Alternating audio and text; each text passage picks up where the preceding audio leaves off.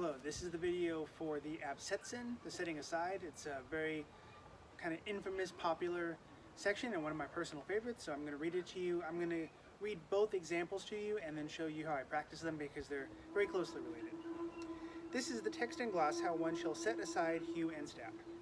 So here's the zettel. Learn to set aside, to artfully destroy, hew, stab. Whoever stabs at you, your point lands, and his breaks from both sides. Land a hit every time if you want to step. So here's the explanation. This is that you shall learn to set aside, hew, and stab like this with art, so that your point lands and his will be broken. And hear it like this. When someone stands against you and holds his sword as if he wants to stab to you below, stand against him in the guard of the plow from your right side and give yourself an opening with the left.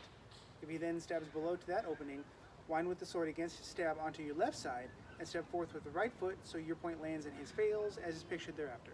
So that is the ABSETZEN against a low-line thrust. And another technique regarding setting aside. When you stand against him in the guard of the plow from your left side, if he then hews to the upper opening of your left side, rise with the sword and wind onto your left side against his hew, the cross guard in front of your head, and step to him with your right foot and stab him in the face as is pictured thereafter. So what we're essentially doing is using this kind of active use of the point and the turning to set aside. So if we think about a thrust, if I'm in any version, it doesn't really matter which one, but we'll go with the kind of generic pommel on hip version. If I'm in any version of my right plow, my left side is open, and so the opponent's going to come in and stab. The cues that I give for people when we're working on the club is that leading with the point and driving with the body is very important. If we push across this way, see how my hands are kind of ahead of my point? If I try to just push across sideways, I'm probably not going to get the leverage advantage I want.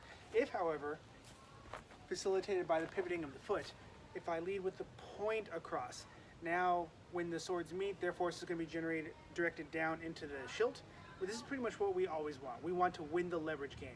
So I'm going to turn, leading with my point, and so my point is actually going to cross the line a little bit and then kind of feed back in. So I'm going to turn, using my body to start the turn.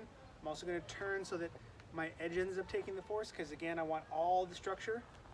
And so my point is to cross the line a little bit, and then as their force is being shoved down into the strong of my sword, I'm going to step, raising my hands a little bit, and now I'm going to land my thrust, and this is going to be taken off the line. So it's really important that we lead with the point, facilitated with the body. If I just push across and I'm not supporting this with my body, I'm probably not going to win this leverage game. So I want to make sure that I'm pivoting. I want to make sure that the point is leading. I actually tell people, picture your sword as a giant thumbtack and lead with that point. Pivot, point, and turn, and then can step in and thrust. So when I'm practicing the thrust on the pel, especially since I have a fairly narrow pel, when I'm doing this, my point will be on this side of the pel when I start my motion. So I don't keep my point directly on the pel when I'm practicing, because when I have force coming in, I'm going to get deflected off.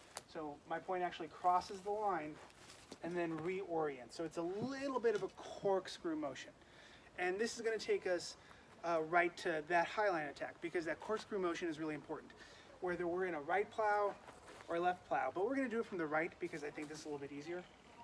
So again, I'm going to use my body to facilitate the point. One of the mistakes that I see a lot when people are crossing, or even when they're on this side, is that they go straight out. And so the little muscles of their deltoid are having to resist the whole force of the opponent, which is not really ideal. So we want our whole body, our structure, to do it. So if we think about that, sword's a giant thumbtack, point crossing the line, getting a little bit of this corkscrew motion, I'm going to turn to collect their cut, coming down into the strong as I'm stepping and reorienting the thrust. So I again am almost catching their attack on the way to like a crawl position. Not quite, but I want you to think about, again, point, kind of collecting their cut to shuffle their force down into the strong so that we can win that leverage game, and then we're going to land that thrust. And this is the same even if we're with the left foot back, or maybe we're in long point. I use this quite a bit. If we just lift to the side, it's my delts against their whole body. I'm probably not going to win that fight. But if I can lead with the point so that this catches their blade and their forces coming down and then reorient, this is going to make it significantly easier. So again, when I'm doing this, when I'm picturing now a highline attack, when I'm doing this against my Pel, if someone were to freeze me kind of mid-motion, I'd be coming up, my point's a little high, and my point is across the line. My point is on the left side of the Pel, and then it finishes reorienting. I do not try to keep my point central and then rise. Because if I do try to keep my point central and pick up my hands, if my hands are leading to the side of my point, my structure is probably going to collapse. One of the things I harp on quite a bit at the club is that we cut to structure, thrust to structure, parry to structure. We don't really ever want our muscles to be having to be doing it. And if you think about what is structurally the strongest way I can absorb someone's force coming in with this cut, it's going to look something like this. We want that ramp effect.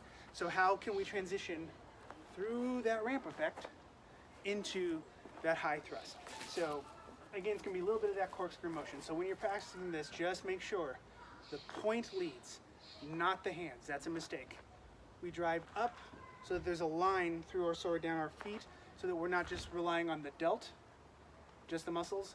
Even if you're a big, strong person, if the other person's coming in with a well-structured cut, you don't want just your shoulders to have to be resisting all that force.